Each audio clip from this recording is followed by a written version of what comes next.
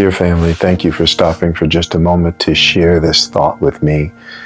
I want to share with you, after half a century of being on this earth, I have good news for you.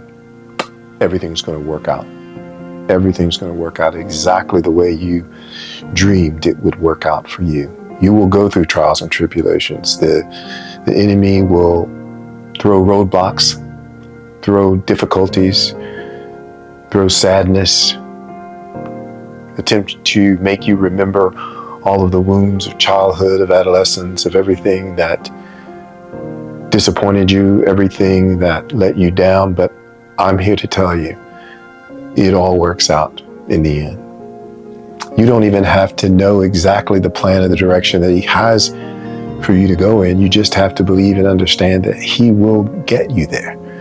That He will get you to the goals. He will get you to the targets. He will get you to the dreams that you have for your life. One thing I will caution you,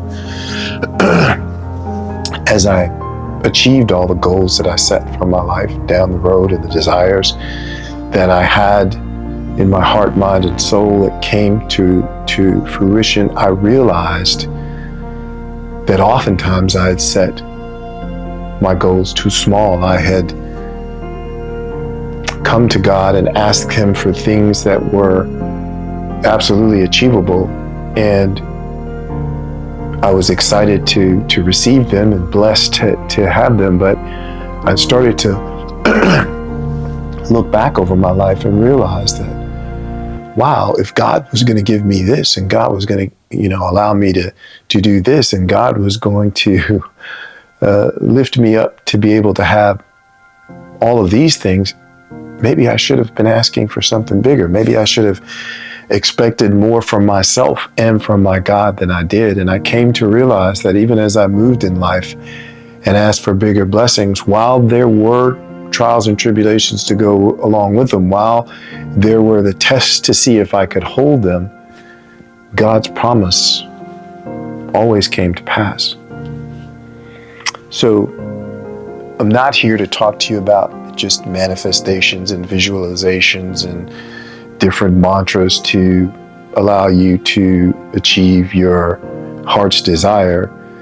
That's maybe a little bit simplified, but having faith in your Creator, having faith in the person who brought you into this world against trillions of odds of you actually being here and being alive and being on this earth, you have to know that He always has had a special plan for you. He's always had an intention for your life. He's always had a preparation for your life. But along with that preparation becomes an expectation. And so, no, you can't just do what you want to do the way you want to do it and expect God to guide and direct you. You will have misdirected yourself. You will miss the mark yourself if you are not aligned with His will. And so the way in which to become aligned with God's will is twofold. It's one, stay in the Word, understand the Word, meditate on the Word, and two, surrender. Give your life and your expectations over to Him. Because when you are in the Word, you listen to the Word, you hear the Word, you feel the Word, you speak the Word, then you can live out the Word, but you have to be able to hear the return answer when you're in the Word. You have to be able to be still, because God speaks in a still, small voice. That's why I'm not quite sure you'll hear His voice in the noise. I'm not sure you'll hear His voice from the loud sounds that may come over social media and tell you how you're supposed to do it, and you better do it this way, or you better do it that way, or you better hustle along this way, or you better grind into this effect. You definitely will have to work hard. You definitely will have to carry your due burden. But it is true that God doesn't desire to put more on you than you can handle, but He will take you through trials and tribulations. He will take you through tests.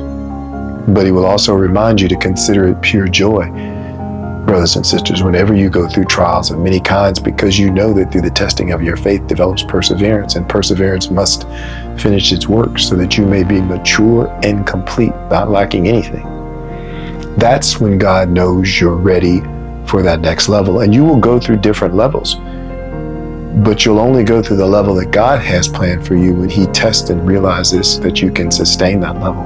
When He prepares you for the test, you pass the test, then you receive the blessing, because you can hold the blessing, and you won't disregard the blessing. You won't abuse the blessing. You will become the blessing. You will be blessed to be a blessor, and you will use that blessing to bless others, and then He'll prepare you for the next blessing. What I've come to realize over these last 5 and 6 decades of my life is that there's no stagnation. You don't just get to a pinnacle and stop. As long as you're here on this earth, God has a plan and a duty for you. You can rest in Him. You will definitely be able to cast your cares on Him, but He will still give you a task. To whom much is given, much is expected. But you don't have to know all the steps. You don't have to know every direction you need to go in. He will guide you. He will direct you. He will direct your steps, even though you will have the plan and you will have the desire in your heart. I have been excited all of my life to sometimes go through a task where I can see it coming into the light. I can feel it. I know that it's just about to be birthed, and then there's a delay, there's a pause, there's a frustration, there's a disappointment, and then there's a pause and often silence. And sometimes in the silence you begin to wonder, is God still listening? Is He still there? Because I sure could use some insight on whether I'm moving in the right direction. But rest assured that God never leaves His children. He never leaves you to walk the path that He's directed you on alone. He's always right there. And the odd thing about it is, just before the biggest blessings in my life came, at just the right time when they needed to come, there was silence. And I sometimes think God allows for the silence so that, number one, you become more dependent on Him.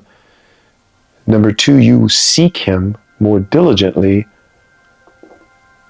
But thirdly, I think God likes to surprise His children. I think He likes, just like parents like surprising their children with good gifts, God likes to surprise His children with good gifts. And He wants you to know it's Him. Because make no mistake, when it comes to be, you realize that the blessing you were waiting for, the blessing that came and how it came, could have only been from Him.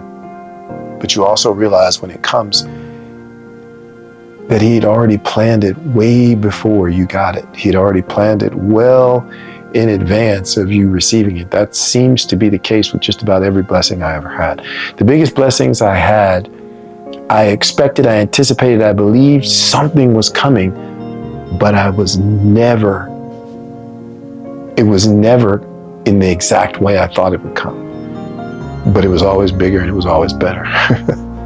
So don't get discouraged when God doesn't seem to answer your prayer exactly the way you think He should, when it doesn't seem to come when you think it should come, because God's divine timing, God's divine assignment, God's divine alignment is always the ideal timing, the ideal component for His children.